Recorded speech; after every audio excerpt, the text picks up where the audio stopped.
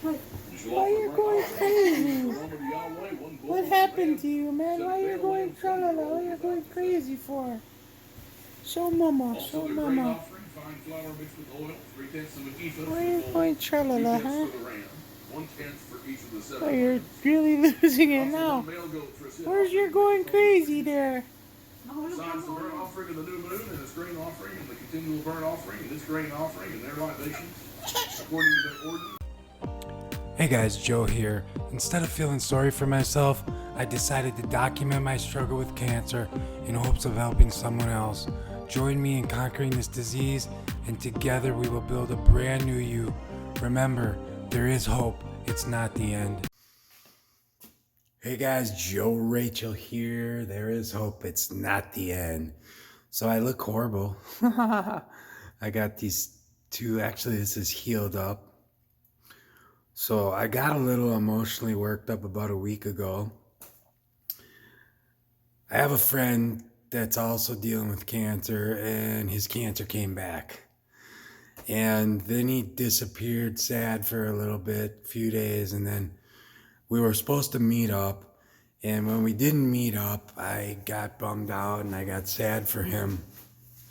And I got emotional and got worked up, and then the very next day, and this is how they always trigger cold sores for me. I don't know how it works for other people, but if I get an emotional trigger, if I get really scared, or say someone almost hits me in the car and I have to nail the brakes and I get all emotionally heart raced up, and I don't know the words for it, but you know what I mean. The next day I'll have sensation in my lip and it'll come out like that. And the guy had 5, 6 cold sores in this area. So immediately I started pounding lysine, and I'm obviously keeping my water uptake going. And so anyways, I got these cold sores. Not cancer related, but still not fun to deal with. So today what I wanted to share was a little bit of, so I'm going back to eating like a really strict, healthy diet, because I realized the cancer's not going away. I may go into remission, but them stem cells are going to continue to be in my body. So I'm working with Care Oncology, as I've mentioned in a few videos, and I'm going to be starting the off-label drugs, which is huge. But one of the things you want to do is get your diet dialed in. And so very common in all the natural cancer treatment protocols, we're dealing with no sugar, no meat, very limited fish possibly, and no dairy. So we're talking about a very strict diet.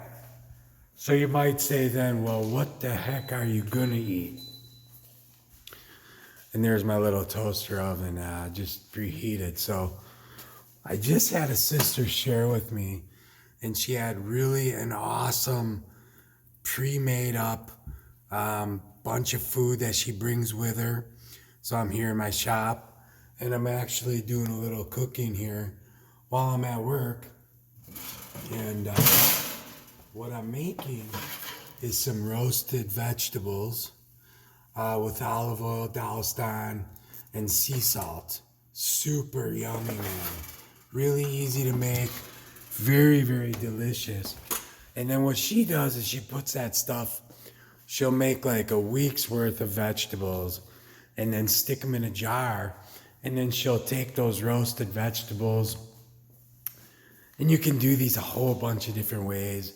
You can season it different ways, and you can do a whole bunch of stuff with it. You can put any combination of vegetables and spices and seasonings and have sort of a Mexican or an Italian. And then what you can do is you can take those, put it on salads, put it on baked potatoes, eat it just the way it is, heat it up. Next, I'm going to be making some sauces that are some vegan, oil-free sauces that you can take to doctor up veg meals and veg, sort of cuisine, because veg by itself is really hard to eat. So smoothies, roast vegetables, sauces. I can't even eat salads right now. I had enough salad in the last year. I would just rather have some sort of like gruel mixed up and just some kind of sludge that I could drink down and just be full and not have to even think about eating or making things, honestly, because salads, I had so many salads that I can't munch and chomp on them now. I'd rather blend them up and drink them with a smoothie or something. So I wanted to share this one thing because this is super duper easy that you can do, and it's very appetizing and it's yummy.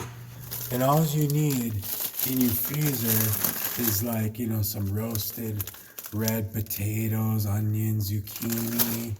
I got some regular French fry cut potatoes.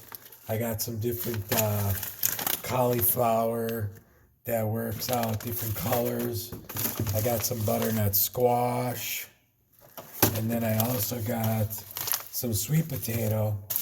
These are berries for smoothies.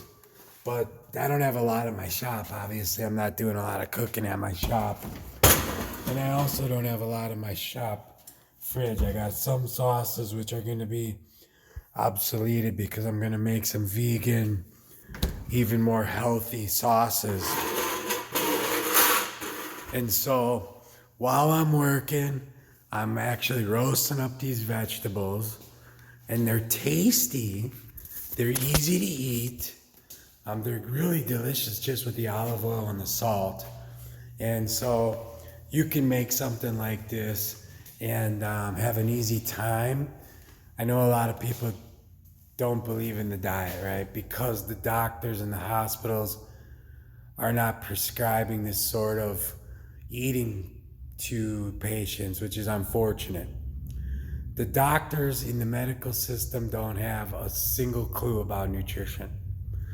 They're going to tell you, don't worry, eat whatever you want, when they know that just based on the PET scan, sugar goes rifling through your body, goes right to where the cancer is, and in a PET scan, they're able to see that area of the body glow. They know sugar is cancer's number one favorite food, and that it metabolizes and eats that sugar very quickly. And so sugar, you can research this, but metabolically, this cancer stem cells, just looking at my neighbors, the cancer stem cells will take sugar in, or I should just say the cancer cells in general, take sugar in, pump out lactic acid, the liver then uptakes that lactic acid, converts it to sugar, pumps it back in the bloodstream. So you have this cycle. So there's a supplement, berberine, that handles sugar in your bloodstream and does something with it that's appropriate for what you need for your body.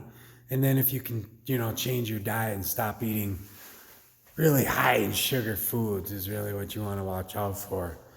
I mean, I do believe that, natural sugars and fruits and vegetables are different than highly refined and processed sugars that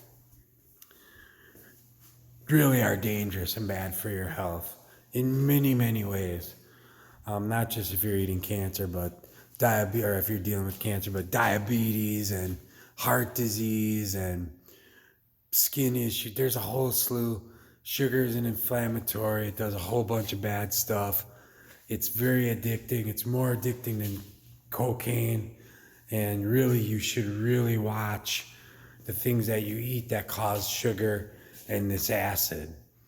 And there's that system of its own that's happening. So you want to try to alleviate that with supplements and your proper diet. So, guys, I love you. Joe here. There is hope. It's not the end. I'm going to be sharing some of these videos now because I know that there's people out there like me that if you say, well, you should be eating healthy, the next thing is like, well, what do I eat? And then I got to research. And even when you do research, it's like really tricky and difficult. So what I found that some of my friends that are a little bit more advanced in dealing with their cancer have been doing it longer.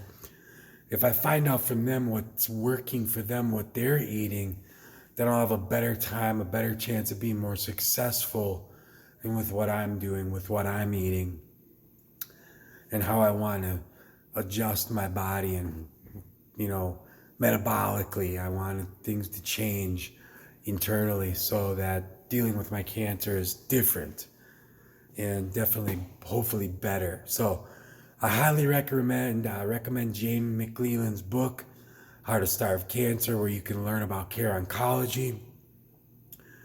And you can get in touch with them and find out about their alternative treatment program. Just punch in careoncology.com. Remember, there is hope. It's not the end. You can join up with me on my Facebook group. The link is in the description below.